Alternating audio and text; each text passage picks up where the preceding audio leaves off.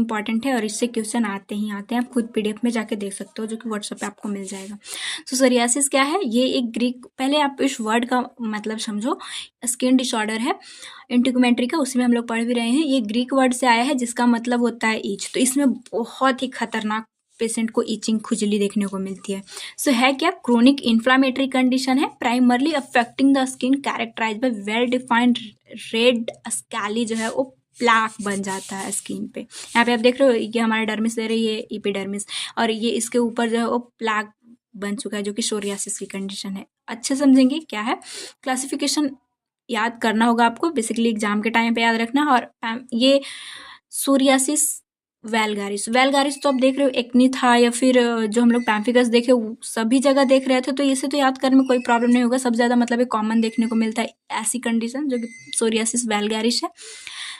Plague psoriasis appear as raised area inflamed skin which cover the silvery white scaly skin देखने को मिलेगा, silver type से, मतलब कभी ना कभी ये कंडीशन ऐसे मैं स्क्रीन पे शो कर दूंगी। सो ऐसा देखने को मिलता है। सोरियासिस इरिथ्रोडर्मा, इरिथ्रोडर्मा ये क्या है? It can be fatal due to extreme inflammation, बहुत ज़्यादा इन्फ्लामेशन रहता है, साथ ही साथ एक्सोफ्लूशन की वो फट भी जाता है, which disturb the body ability regulate temperature of skin, जिसकी वजह से जो हमारा नॉर्मली बॉडी जो टेम्परेचर रेगुलेट करता है स्वेटिंग को, मतलब सिक्रेट ये एक्सक्रीट करके, तो वो भी इसमें अफेक्ट देखने को मिलती है।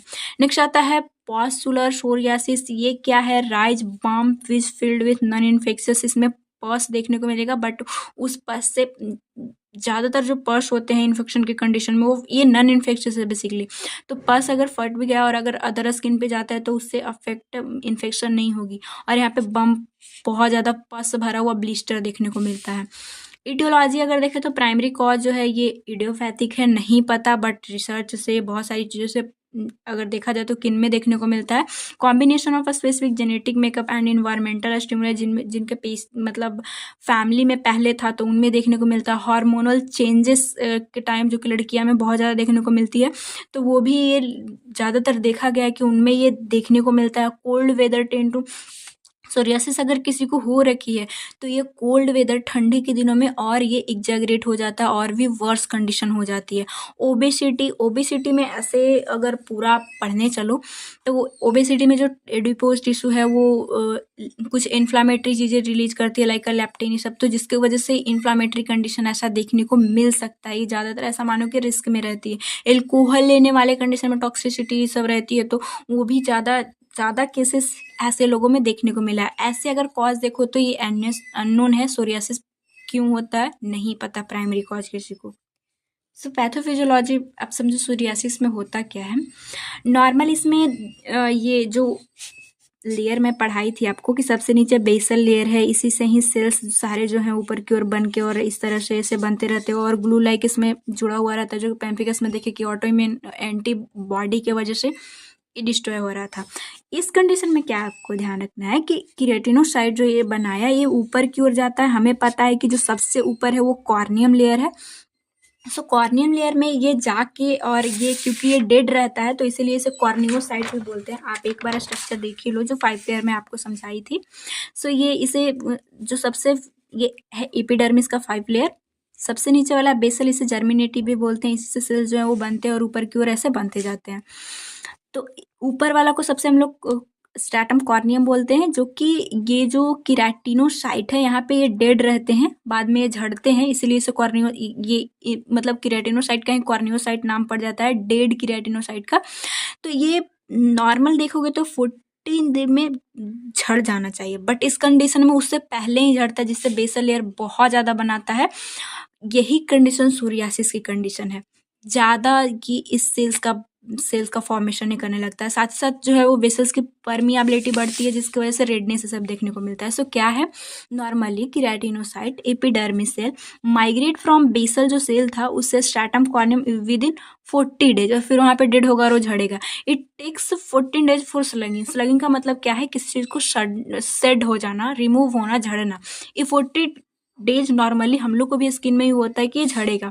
इन दिस डिजीज जो सोरियासिस की कंडीशन है, इसमें क्या होता है कि एपिडर्मिस सेल जो कि केराटिनोसाइट बनाएगा, travel from the basal cell to जो सबसे नीचे है उससे स्ट्रेटम कॉर्नियम विद इन 4 से 7 डेज में चल जाएगा। वहाँ पे नॉर्मल 14 डेज लगना चाहिए, बट 4 से 7 दिन में ही ये चला जाता है। और cast off within the 3 से 4 दिनों में ये जो है वो झड़ने भी लगता है, कास्ट ऑफ भी होने लगता है। There is increase number of basal cell and rapid cell passage, क्योंकि ये रैपिड झड़ रहा है, रैपिड जो है वो कॉर्नियोसाइट तक चला जा रहा है, तो ये जो है बेसल वो बहुत ज़्यादा बनाने लगता है।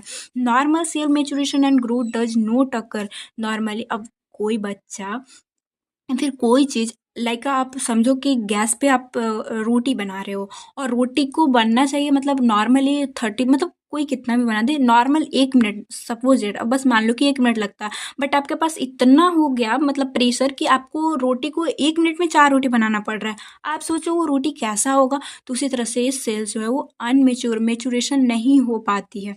साथ ही साथ जो वैस्कुलर की परमिएबिलिटी इंक्रीज रहता है, जिसके वजह से इरिथमा और लीजन जो है वो बॉडी में देखने को मिलता है। क्लिनिकल मैनिफेस्टेशन देखें तो affected area inside a scalp, knee, elbow, arm, leg, lower back, sacrum, genitalia, ये सब पे जो है वो साइन सिम्टम देखने को मिलेगा, जिसमें स्कैली पैचेस होते हैं। इमेच्योर फॉर्म में ज़्यादा क्रिएटिनोसाइट आ रहा है तो वो झड़े स्कैल मतलब किसी चीज़ को उखाड़ना तो वो पैचेस ज़्यादा रहेगा, ज़्यादा ऐसे ऐसे आप खींचोगे तो वो लगेगा कि जैसे उखड़ रहा है। व्हेन पेन सोल इन्वॉल्व, अब पाम एंड सोल जब इन्वॉल्व होता है तो उस कंडीशन को हम लोग पॉस्चुरल लीजन बोलते हैं, जो कि थर्ड टाइप था। इस कंडीशन में मतलब पाल और सोल अफेक्ट रहते हैं। If nail are involve discoloration, crumbling, अगर नेल को भी ये कंडीशन, अगर यहाँ पे भी ये सारी कंडीशन सोरियासिस चलने लगी तो ये क्रम्बलिंग कि ये जो नेल है उसका सारा सेल टूटने लगेगा।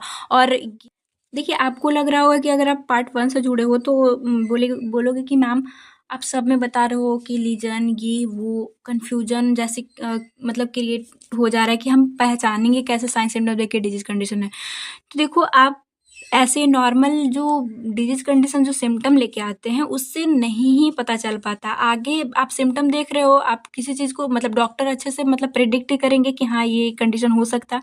फिर डायग्नोस्टिक इवॉल्यूशन मतलब अच्छे लैब टेस्ट किए जाते हैं, तब पता चल पाता है कि आखिर पैम्फिगस है, सोरियासिस है, क्या चीज़ें है, वो आगे फर्दर डायग्नोसिस से पता चल पाता है।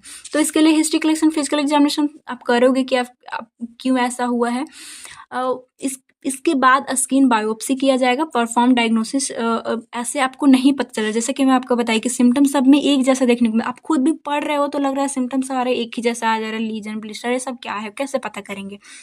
तो नहीं पता कर पा रहे हो तो फिर बायोप्सी से सेल्स के स्ट्रक्चर को देखा जाएगा, अच्छे से साइटोलॉजी कि हाँ ये ज़्यादा केराटिनोसाइट बन रहे हैं या फिर कोई एंटीबॉडी आपको दिख रहा है जो कि स्ट्रक्चर को डिस्ट्रॉय करेगा। तो वो सारी चीज़ें अच्छे से पता करने के लिए, कंफर्म करने के लिए फिर लैब में पता चल पाती है। मेडिकल मैनेजमेंट अगर देखें तो टॉपिकल कॉर्टिकोस्टेरॉइड दिया जाता है, इनहिबिट एपिडर्मल सेल माइटोसिस जो ज़्यादा हो रही है, ज़्यादा जो बन रहा है cells, and produce local anti inflammatory and vasoconstrictive effect, ये शो करेगा। वेसल परमेबिलिटी बढ़ी थी, रेडनेस सब देखने को मिल रहा है, ज़्यादा सेल बन रही है तो हमारे सोरियासिस की कंडीशन है, तो ये इसमें ये हेल्पफुल होता है। मेथोट्रैक्जेट इफेक्टिव फॉर थिकिन प्लग जो बन रखा है, जो थिक हो रखी है उसको, उसके लिए मतलब उसे हटाने में, कम करने में हेल्पफुल रहेगा। इंटेलिजेंस स्टेरॉइड इंजेक्शन भी दिया जाता है for a small stop born plague. इसका मतलब क्या है कि कुछ, ये वर्ड का मतलब क्या है कि कुछ चीज़ें जिद्दी होना, कि कुछ ऐसे प्लाग हैं जो हट नहीं पाते, इसमें प्लाग का फॉर्मेशन होता है, तो उसको हटाने के लिए फिर इंटेलिजेंस स्टेरॉइड इंजेक्शन दिया जाता है जिससे ये हट पाता है। नर्सिंग मैनेजमेंट अगर देखें तो एजुकेट करना है, डिजीज कंडीशन है क्या, ट्रीटमेंट कैसे होगी, वो सारी चीज़ आप बताओगे। Advise patient for avoid skin injury, scratching, trauma injury, और सन के पास ज़्यादा नहीं रहना है। में इलिसिट कोइबर्न फिनोमिना, कोइबर्न फिनोमिना का मतलब क्या होता है कि ये सब सिचुएशन की वजह से वो जो सोरियासिस के लीजन है वो और भी ज़्यादा बढ़ते हैं, न्यू लीजन बनने लगते हैं, न्यू प्लाग बनने लगता है। वो ये सब को अवॉइड करने से घटेगा, ये आपको एडवाइज करना है कि वो सब आप नहीं कीजिएगा। सन की लाइट में आपको ज़्यादा नहीं जाना है, सब मतलब नॉर्मल आप बताओगे। नेक्स्ट आता है patient advise not to pick at scratch the affected area, ज़्यादा क्रैच नहीं करना है, फिर जो ये बन रखा है प्लाक उसको उखाड़ते नहीं रहना है, हटाते नहीं रहना है, और भी कंडीशन वर्स हो सकता है। तो ये सब आप बताओगे। साथ ही साथ क्योंकि स्किन का अपीयरेंस ख़राब रहता है, वो बहुत ज़्यादा डिप्रेस टाइप के आपको दिखेगा, तो साइकोलॉजिकल सपोर्ट भी देना हमारा ड्यूटी है, फ़र्ज़ है, धर्म है, तो हम लोग करेंगे ही। नर्सिंग डायग्नोसिस देखें तो क्योंकि स्किन की इंटीग्रिटी अपीयरेंस से ख़राब रहती है, तो उसी से आप बना सकते हो। प्रायोरिटी में आपको यही रखना है, सोरियासिस आती है एग्जाम में। So impaired skin integrity related to lesion and inflammatory response, इससे आप बना सकते हो। कैसे केयर प्लान इसे बनाना है, नोट्स में आपको पता चल जाएगी। सेपरेट वीडियो अब पूरा खत्म हो चुका है, आप अच्छे से समझ पाओगे, तो मैं जल्द ही डालूंगी। सोरियासिस कंडीशन क्या थी, होपफुली आपका क्लियर रहा होगा। सोरियासिस में कुछ नहीं, प्लाक का फॉर्मेशन हुआ। क्यों हुआ? क्योंकि केराटिनोसाइट ज़्यादा सेल्स जो है वो बन रहे हैं, मेच्योर नहीं है, वो आके प्लाक बना ले रहे हैं। रेडनेस भी देखने को मिलती है बिकॉज परमिएबिलिटी वेसल्स का इंक्रीज होता है, और उसी के थ्रू हम लोग मैनेजमेंट दे दिए।